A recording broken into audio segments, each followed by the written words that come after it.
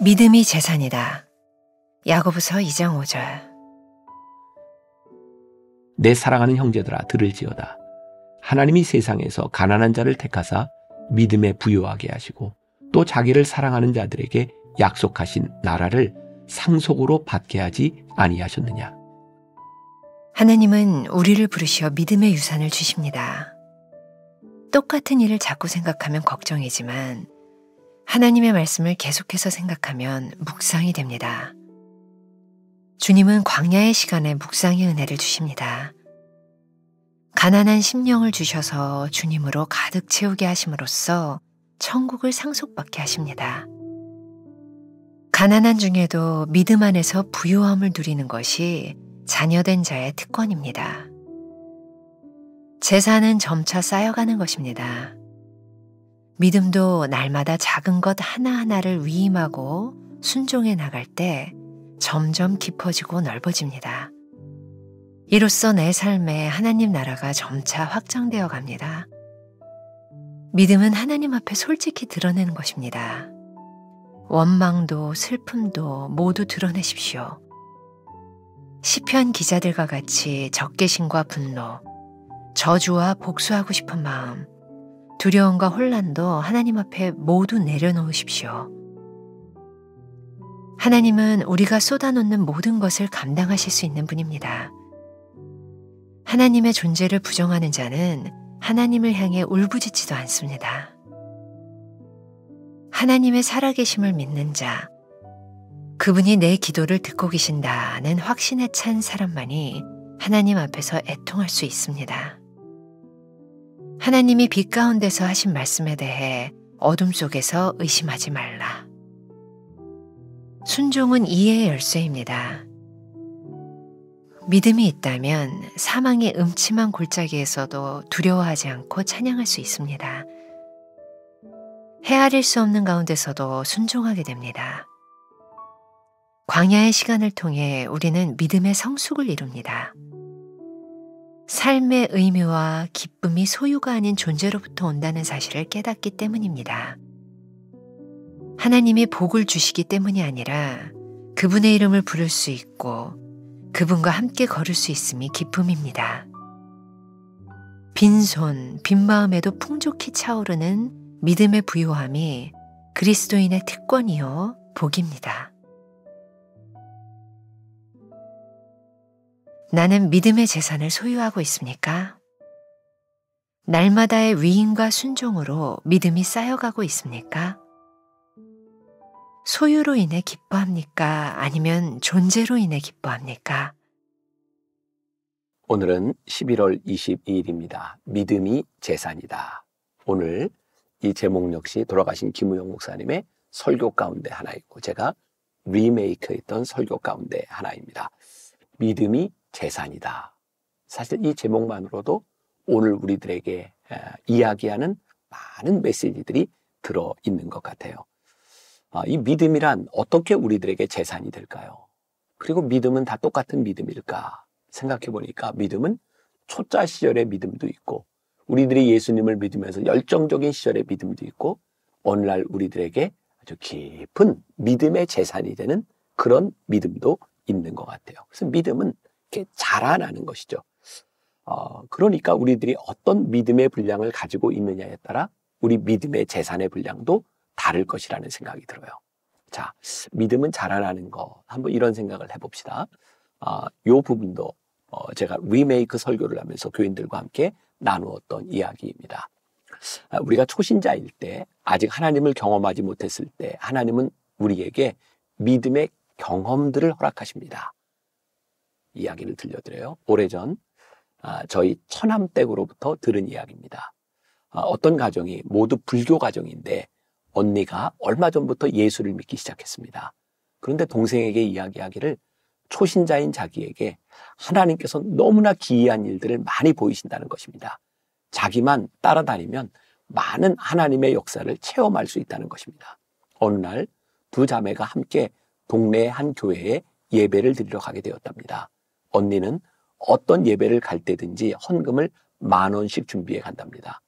예배를 드리면서 빈손으로 가는 것은 하나님께 대한 예의가 아니라고 생각하는 아주 진지하고 신실한 초신자지요. 그런데 그날은 다른 교회에 예배를 드리러 가기 때문에 고민을 했답니다.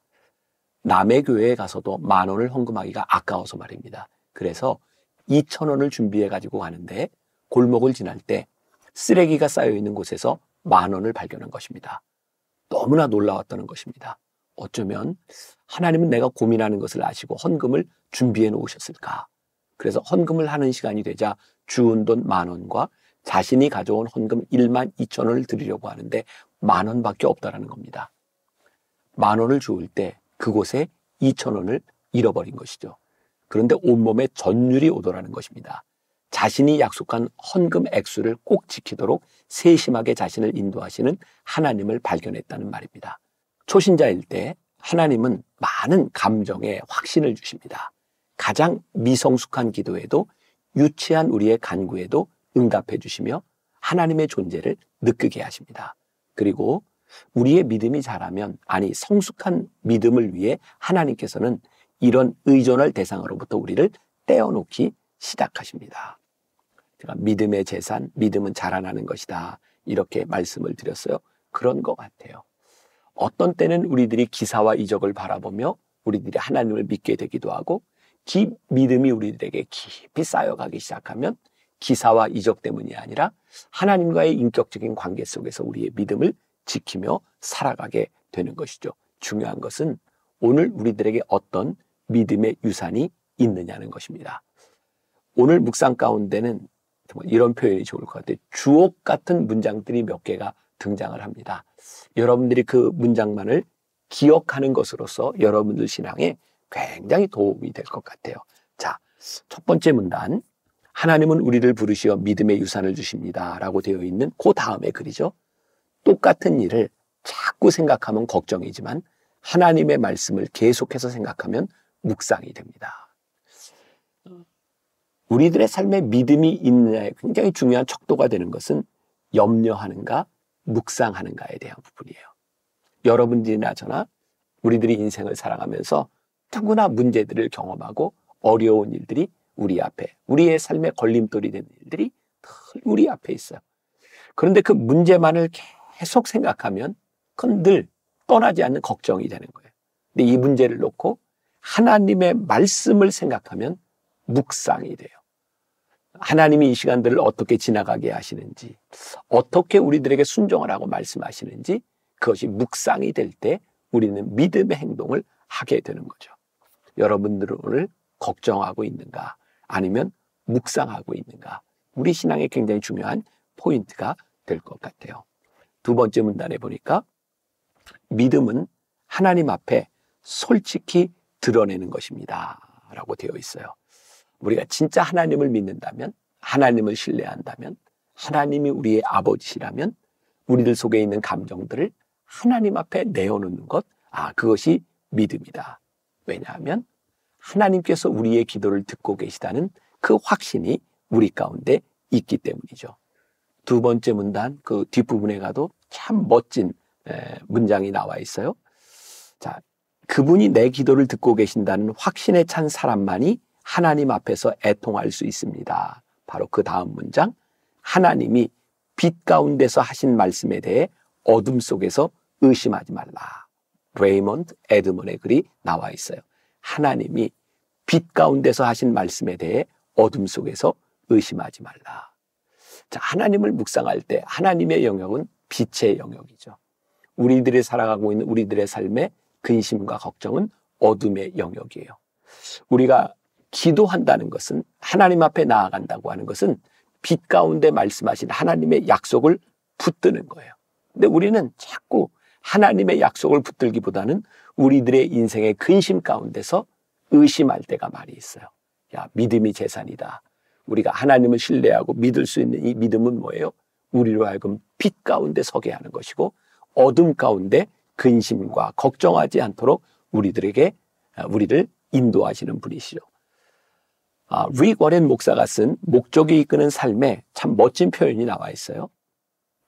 하나님이 어디에든 계신다는 사실과 그분의 임재를 나타내는 현상은 전혀 다른 것이다. 전자는 진리고 후자는 감정이다. 하나님은 항상 계신다. 심지어 우리가 인식하지 못할 때에도 계신다. 그리고 그분의 임재는 단순한 감정으로 측정하기에는 너무 심오하다. 물론 하나님은 우리가 당신의 존재를 느끼기를 원하신다. 하지만 우리가 그분을 느끼기보다 신뢰하는 것을 더 중요하게 생각하신다. 하나님께 기쁨을 드리는 것은 감정이 아닌 믿음이다. 굉장히 중요한 문장인 것 같아요. 하나님이 어디에든 계시다는 사실과 그분의 임재를 나타내는 현상은 전혀 다른 것이다. 하나님이 어디에나 계신다고 하는 것은 진리이고 우리들이 하나님의 임재를 느끼는 것은 감정이다. 그러니까 우리들이 감정적인 차원에만 머무르는 것이 아니라 어디에나 계시는 그 하나님을 우리들이 믿음으로 우리들의 삶의 재산을 삼을 수 있는 것. 오늘 여러분들이 어디에 있든지 무엇을 하든지 우리들이 믿음 가운데서 순종할 수 있는 그런 마음, 그런 결단이 우리들에게 있는가. 그래서 마지막 문단에 보니까 이렇게 되어 있어요. 순종은 이해의 열쇠입니다. 순종은 이해의 열쇠다. 굉장히 중요한 말이죠. 열쇠가 뭐예요? 자물쇠를 여는 거예요. 우리들이 믿음의 영역으로 들어가기 위해서 우리들에게 필요한 게 있다. 순종. 하나님께서 우리를 인도하시는 것에 우리들의 이해에 대한 문제가 아니라 순종으로 믿음의 열쇠를 열고 들어가는 것. 믿음이 재산이다. 이 말이 단순히 어떤 추상적인 언어로 끝나는 것이 아니라 하나님 우리들에게 주신 이 믿음이 내 삶의 재산이 되기를 원합니다. 믿음으로 하나님을 묵상하고 믿음 가운데 하나님 앞에 내 모든 것을 솔직하게 드러내고 믿음으로 순종하며 살아갈 때 우리의 삶을 인도하시는 하나님을 우리들이 명확하게 경험하고 살아가는 것. 언제부터인가 여러분들의 삶에 그렇게 많이 나타났던 기적이 끝났다고 생각하고 체험이 끝났다고 생각하는 분들이 있다면 어쩌면 하나님은 이제 우리들이 체험에 의존하는 것이 아니라 하나님과의 깊은 신뢰 가운데로 들어가기를 원하고 계시지 않을까요? 인격적인 관계 속에서 우리들의 믿음이 쌓여가기를 원치 않으실까요?